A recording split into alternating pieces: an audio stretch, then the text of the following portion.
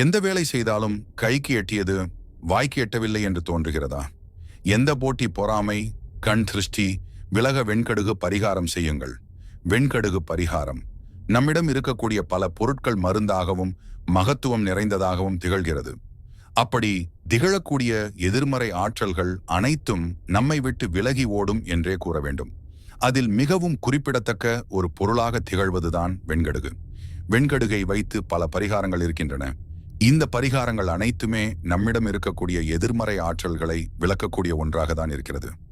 நம்மிடம் இருக்கக்கூடிய எதிர்மறை ஆற்றல்கள் விலகிவிட்டாலே நம்முடைய வாழ்க்கையில் நல்ல முன்னேற்றம் ஏற்படும், பணவரவு உண்டாகும், தொட்டதெல்லாம் துலங்கும். இந்த பதிவில் வெண்கடுகை வைத்து செய்யக்கூடிய பரிகாரங்களை பற்றி தான் பார்க்க போகிறோம். பொதுவாக வெண்கடுகை சாம்பிராணி தூபம் போட்டு வீடு முழுவதும் காட்டுவார்கள். அவ்வாறு சாம்பிராணி தூபம் போடக்கூடிய நாட்களாக கருதப்படுவது செவ்வாய்க்கிழமையும் ஞாயிற்றுக்கிழமையும் தான்.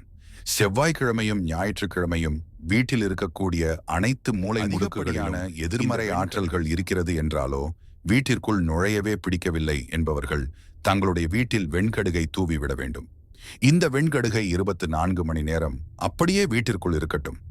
24 மணி நேரம் கழித்து இந்த வெண்கடுகை சுத்தமாக பெருக்கி அள்ளி 3 தெருக்கள் சந்திக்கும் முச்சந்தியில் கொண்டு சென்று போட்டுவிட வேண்டும். இந்த வழிமுறையை தொழில் செய்யும் ஸ்தாபனங்களிலும் நாம் செய்யலாம். ஏதாவது ஒரு தெய்வத்தை மனதார நினைத்து கொண்டு போட வேண்டும். இப்படி தினமும் போடுவதன் மூலமும் வீட்டிற்குள் எந்தவித எதிர்மறை ஆற்றல்களும் வராது.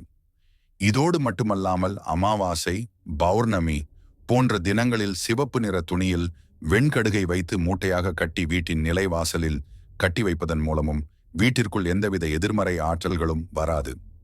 இதோடு மட்டுமல்லாமல் அமாவாசை, பௌர்ணமி போன்ற தினங்களில் சிவப்பு நிற துணியில் வெண்கடுகை வைத்து மூட்டையாக கட்டி வீட்டின் நிலைவாசலில் கட்டி வைப்பதன் மூலமும் வீட்டிற்குள் எந்தவித எதிர்மறை ஆற்றல்களும் ஏற்படாது.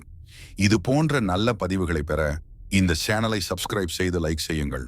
உங்கள் கருத்துக்களை கமெண்ட் செய்யவும். நன்றி.